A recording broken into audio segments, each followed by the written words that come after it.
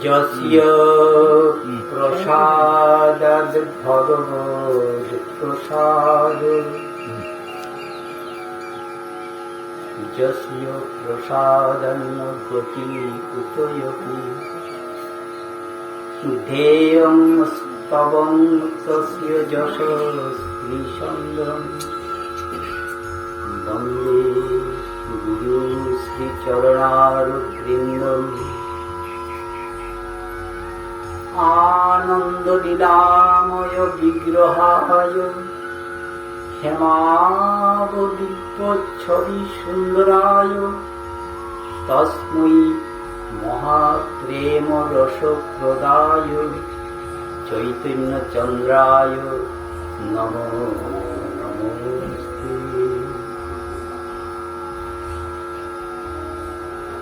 বরাহাপিরাবিরামং দিগমদতিলকং কুণ্ডলাক্রান্ত গণ্ডম পঞ্জাক্ষং কম্বুকণ্ঠং স্মিত শুভগমুখং সাধরে ন্যস্ত বেণুং ক্ষেমং শান্তং ত্রিভঙ্গং রবিকরবসন ভূষিতং বৈজয়ন্তা বন্দে বৃন্দাবনস্তমিবতি শতপ্রীতম ব্রহ্ম গোপালবেশম দিব্যবৃন্দারণ্য শ্রীমদ রত্নাকর সিংহাসনস্থৌ শ্রীমান রাজা শ্রী গোবিন্দ দেব শ্রেষ্ঠাদিবি সেব্যমানৌ স্মরামি শ্রীমান রাস রসারম্ভী বংশীবট তটস্থিত কর্ষণ বেণুস্বনৈরি গোপীর গোপীনাথ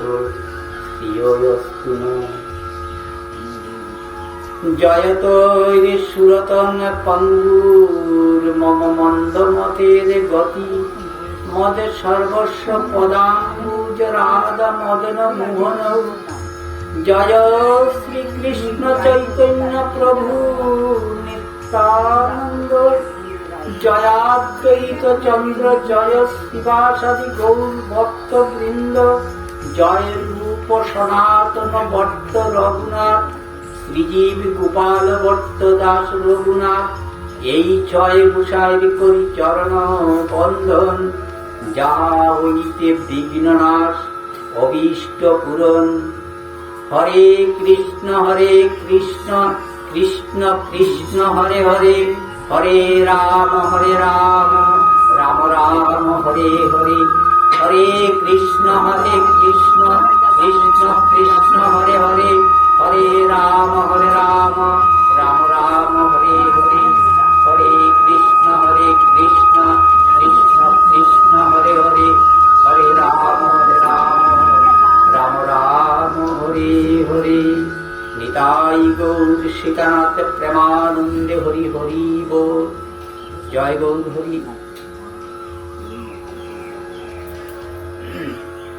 সাধু গুরু বৈষ্ণব চরণে মাতৃগণ সবার চরণে প্রণতি জানিয়ে শুরু করতে যাচ্ছি আজকের ভাগবতীয়। আমরা কতদিন আলোচনাতে এসেছিলাম জীবের স্বরূপ তত্ত্ব নিয়ে। যে জীব স্বরূপ তো আমরা জানলাম কি নিত্য কৃষ্ণের দাস জীব।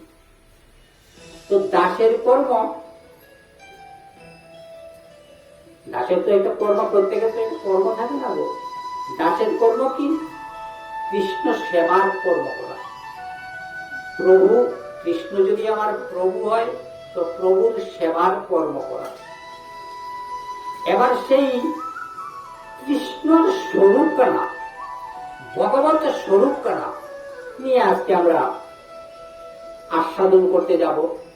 শ্রবণে আস্বাদন করবো আমরা ভাগবতী ভগবত স্বরূপ নিয়ে, কৃষ্ণ স্বরূপ নিয়ে।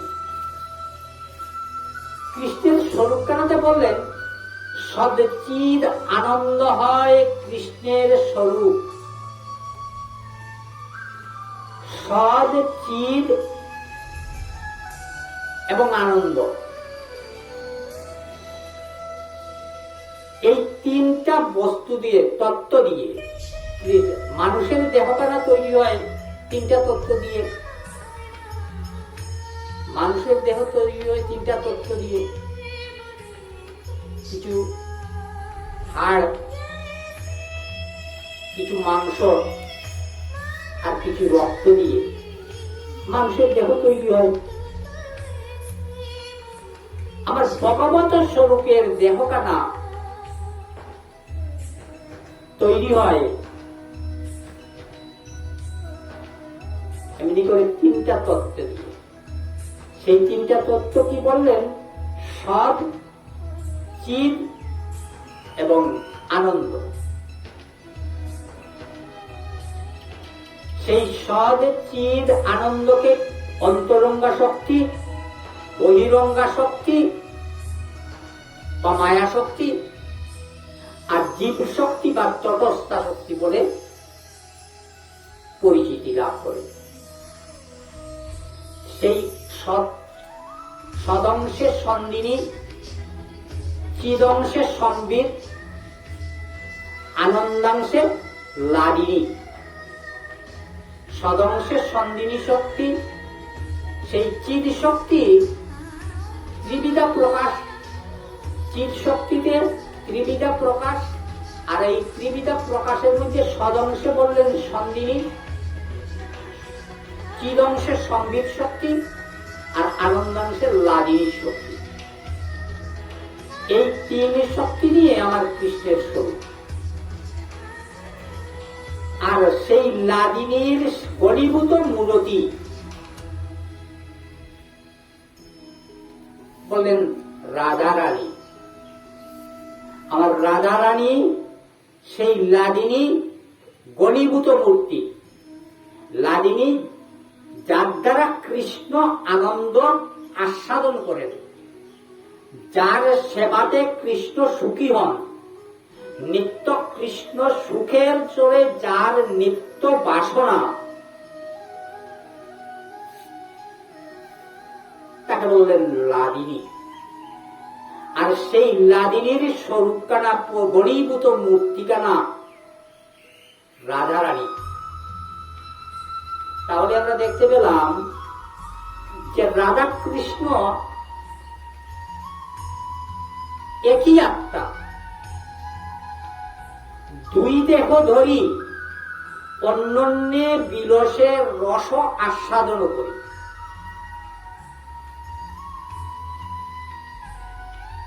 এই যে রস আস্বাদনের জন্য রাধা কৃষ্ণ স্বরূপ থেকে দুইটা তরু হলেন রাধা কৃষ্ণ।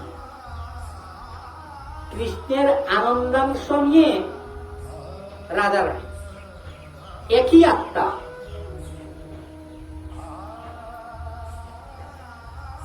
আবার দেহ দুইটা, রাধা কৃষ্ণ একই আত্মা, দুই দেহধরী, অন্যন্যে, অন্যন্যে যন্ত্রের নয় জকলা অকার, অন্যন্যে মানে একে অপরকে সুখ দেওয়ার বাসনা। অন্যন্যে বিলসে রস আস্বাদন করি।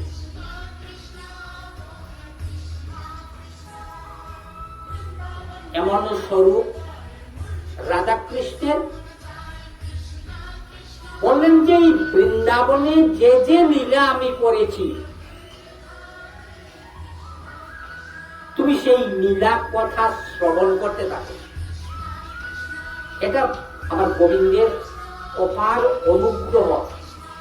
তাই বললেন অনুগ্রহায় ভক্তা নাম মানুষই নিত্যম আশ্রিত, নররূপ ধারণ করে নরবত তু লীলা কৈবল্যম, একেবারে মানুষের মতো লীলা করলেন।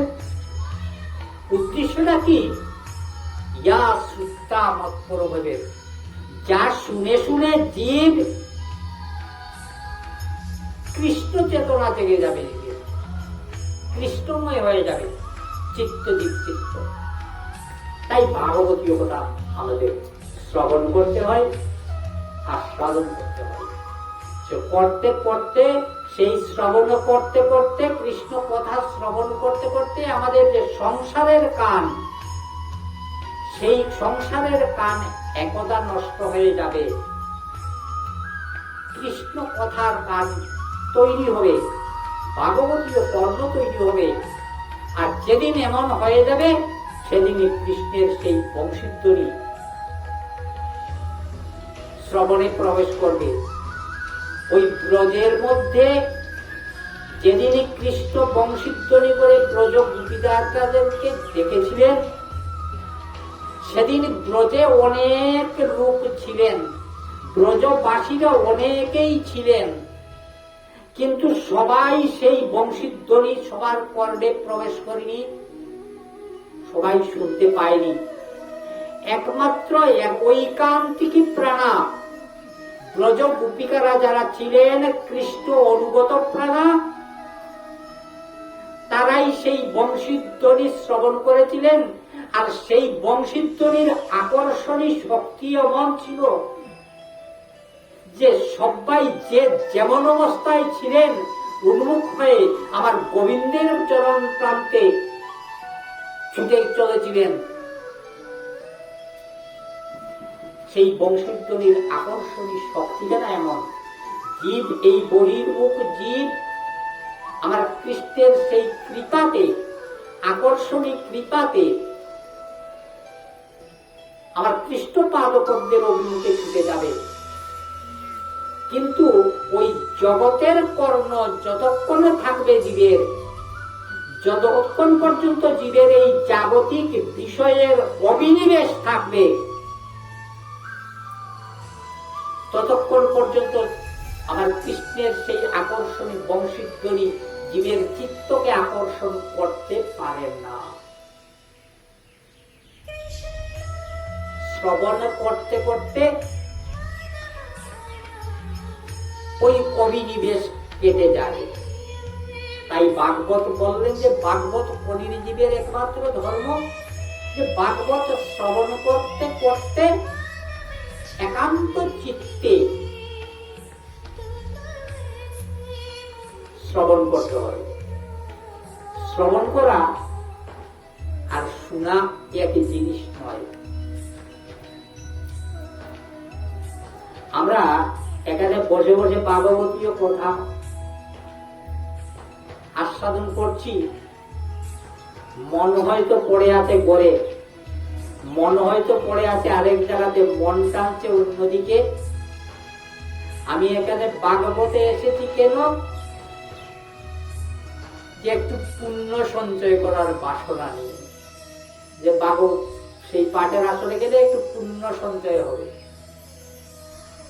বললেন না, তোমার মনখানা একদম ওই ভাগবতীয় কথাতে অবিনিবিষ্ট হয়ে যাবে, একদম ওই সমস্ত চিন্তা ছেড়ে দিয়ে যতক্ষণ ভাগবতীয় কথা আস্বাদন করবে একান্ত ভাব নিয়ে।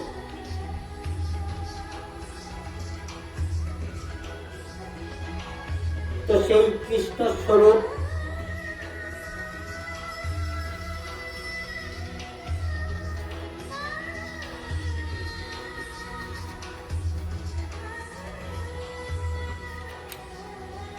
তাই বললেন, কৃষ্ণের যতে লীলা সর্বোত্তম নরলীলা, নরবপু তাহার স্বরূপ, গুপবেশ বেণুকর নব কিশোর নটবর, নরলীলার হয় অনুরূপ। সেই নরলীলা অনেক রূপে নরলীলাকে লীলা করেছেন। রাম অবতারে নররূপে লীলা করেছেন, বামন অবতারে নররূপী, আরো আরো যে লীলা ছিল নররূপের, আমার বাক্য নির্ণয় করে দিলেন কোন রূপের ভজনে জীব করবে।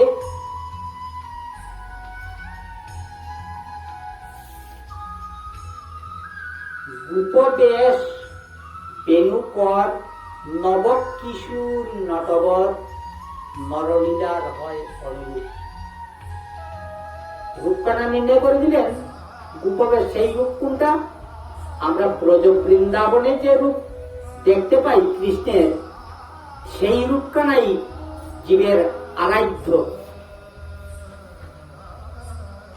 আমার গৌরী ভাগবতে বললেন, আরাধ্য ভগবান ব্রজেশ স্তনয় তদ্ধাম শ্রী বৃন্দাবন।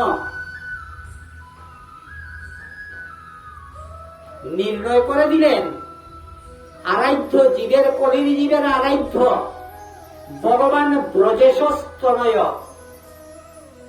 ব্রজেশ মানে নন্দরাজা, ব্রজের ঈশ্বর, আর তার স্তনয় পুত্র কৃষ্ণ। আরাধ্য ব্রজবান ভগবান ব্রজেশ স্তনয় তদ্ধাম শ্রী বৃন্দাবনম। রৈমা কাচিদ উপাসনা ব্রজ বধূবীর ইয়া কল্পিতা। তার উপাসনার পদ্ধতি বললেন কেমন? ব্রজ বধূবীর ইয়া কল্পিতা। ব্রজ বধূরা, ব্রজের গোপীরা যে ভাবনা নিয়ে কৃষ্ণকে সেবা করতেন, এটাই হবে তার উপাসনা। সেই ভাবনার অনুগত হয়ে, সেই ভাবনার আনুগত্য নিয়ে।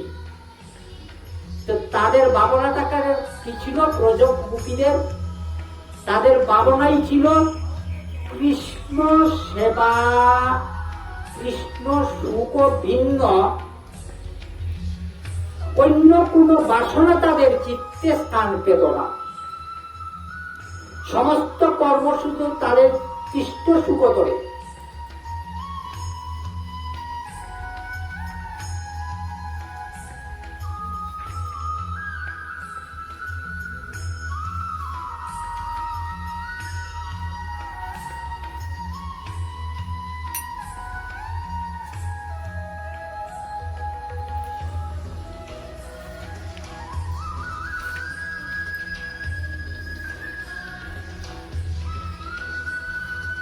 আরো ব্রহ্ম সংহিতাতেও যে কৃষ্ণই যে পরম ঈশ্বর, পরম বলতে সর্বশ্রেষ্ঠ। ঈশ্বর অনেক আছেন, পরমেশ্বর একজনই। পরমেশ্বর একমাত্র শ্রীকৃষ্ণ। ব্রহ্ম সংহিতাতে বললেন যে ঈশ্বর পরম কৃষ্ণ, মানে ঈশ্বর পরম ঈশ্বর হলেন কৃষ্ণ। সদচিদ আনন্দ বিগ্রহ, সদচিদ আনন্দে তার বিগ্রহখানা তৈরি। অনাদির আদি গোবিন্দ, সর্বকারণ কারণ,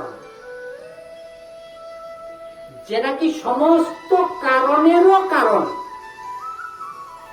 আমরা যে কোনো কর্ম করলেই তার পিছনে একটা কারণ থাকে। এই সৃষ্টি স্থিতির এই যে জগৎ ব্রহ্মাণ্ড, অনন্ত কোটি ব্রহ্মাণ্ড সৃষ্টি করেছেন ভগবান পরমেশ্বর, তার পিছনেও একটা কারণ আছে। তার পিছনেও কারণ থাকে, সমস্ত কারণেরও কারণ বললেন আমার কৃষ্ণ। মানে এই ভগবত ইচ্ছা ভিন্ন এই জগতে একটি পাতাও নড়ছে না। সমস্ত কিছুর কারণ হলেন আমার কৃষ্ণ স্বরূপ।